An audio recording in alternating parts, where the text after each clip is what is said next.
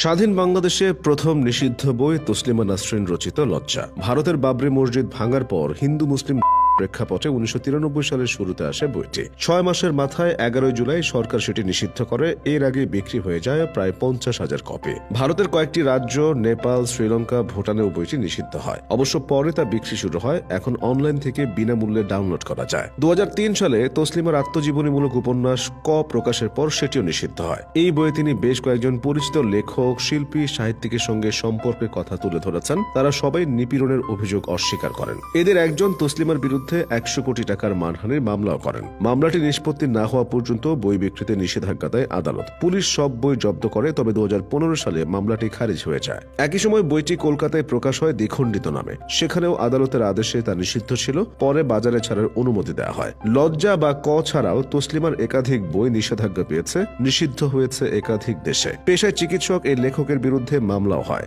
ইসলামপন্থী বেশ কয়েকটি দল বিক্ষোভ করে তার ফাঁসি দাবি করে। এক পর্যায়ে দেশ ছাড়েন তসলিমা। লজ্জারও 1 বছর আগে 1992 সালে বইমেলায় নারী বইটি নিয়ে আসেন ঢাকা বিশ্ববিদ্যালয়ের বাংলা বিভাগের অধ্যাপক হুমায়ুন আজাদ।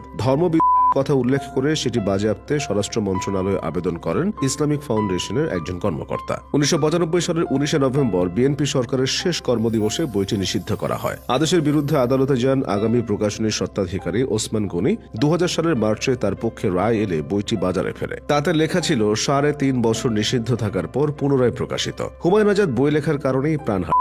2004 সালে পাকসার জমিন সাদবাদ নামে উপন্যাস প্রকাশ হলে তাকে দিতে থাকে একটি গোষ্ঠী। বইমেলা থেকে ফেরার পথে তাকে জখম করা হয়। চিকিৎসা নিয়ে কিছুটা সুস্থ হলেও ওই বছরের আগস্টে জার্মানিতে মারা যান তিনি। 1999 সালের মার্চে আমার ফাঁসি চাই নামে একটি বই প্রকাশ হলে অল্প কিছুদিনের মধ্যেই তা নিষিদ্ধ করে সে সময়ের আওয়ামী লীগ সরকার। লেখক মতিউর রহমান রেন্টু ইতিহাস বিকৃতি এবং মিথ্যা রাজনৈতিক বিতর্ক ছড়ানোর অভিযোগ ওঠে তার বিরুদ্ধে। 2001 সালে বিএনপি ক্ষমতায় ফিরে নিষেধাজ্ঞা তুলে নেয়। 2009 সালে আওয়ামী লীগ আবার ক্ষমতায় এলে বইটি ফের নিষিদ্ধ হয়। 2008 সালে লেখা বই এক যুগ পর নিষিদ্ধের ঘটনাও আছে। Revolution, military personal and the war of liberation in Bangladesh নামে বইটি লিখেছিলেন বীর মুক্তিযোদ্ধা, সাবেক বিএনপি নেতা এবং বর্তমানে এলডিপি সভাপতি অলি আহমেদ। মুক্তিযুদ্ধের ইতিহাস বিকৃতির অভিযোগ ওঠার পর 2020 সালে হাইকোর্ট সেটি নিষিদ্ধ এবং বাজেয়াপ্ত করার নির্দেশ দেয়। বই প্রকাশের জেরে পুরো প্রকাশনা প্রতিষ্ঠানকেই বইমেলা থেকে বের করে দেওয়ার উদাহরণও রয়েছে। 2015 সালে রোদেলা প্রকাশনী নিয়ে আসে নবী মোহাম্মদের 23 বছর বইটি। ইরানি লেখক আলী দোস্তির বিস্ত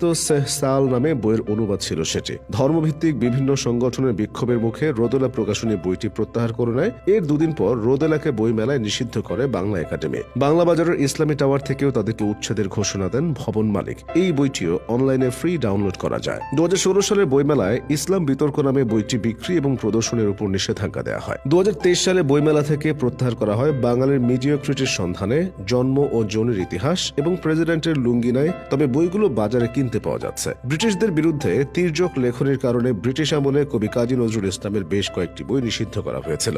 লেখালেখির জেরে বাংলাদেশে প্রথম ব্যাপক বিক্ষোভ হয় 1974 সালে। দৈনিক সংবাদ পত্রিকার সাহিত্য পাতায় কবি দাউদ হায়দারের কবিতা কালো সূর্যের কালো জ্যোৎস্নায় কালো বন্যায় ছাপা হলে বিক্ষোভে নামে ধর্মভিত্তিক নানা সংগঠন। এক পর্যায়ে দেশ ছাড়েন কবি। প্রতি বছর 21শে বইমেলায় বিপুল সংখ্যক বই আসে। মাঝে মধ্যে কিছু বইমেলায় আসতে দেওয়া হয় না বা এলেও বের করে দেওয়া হয়। ইতিহাস বিকৃতি, ধর্মীয় অনুভূতিতে আঘাত, রাজনৈতিক বিতর্ক কিংবা অশ্লীলতার কারণ দেখিয়ে এসব বই নিষিদ্ধ বা বাজেয়াপ্ত করা হয়। আদালতে লড়াই করে নিষিদ্ধ বই ফেরানোর উদাহরণও আছে। আবার নিষেধাজ্ঞা জারির পর বেশ কিছু বইয়ের বিক্রি আরো বেশি হয়েছে। পাঠককুল আরো আগ্রহ নিয়ে বিভিন্ন উৎস থেকে বইটি সংগ্রহ করেছে। আসলে পৃথিবীর সব দেশেই নামী বা জনপ্রিয় লেখকের পাঠকপ্রিয় বই নিষিদ্ধ হওয়ার উদাহরণ আছে। কোনো বই নিষিদ্ধ বা বাজেয়াপ্তের নির্দেশ দেওয়ার সময় কর্তৃপক্ষ কারণ ব্যাখ্যা করে।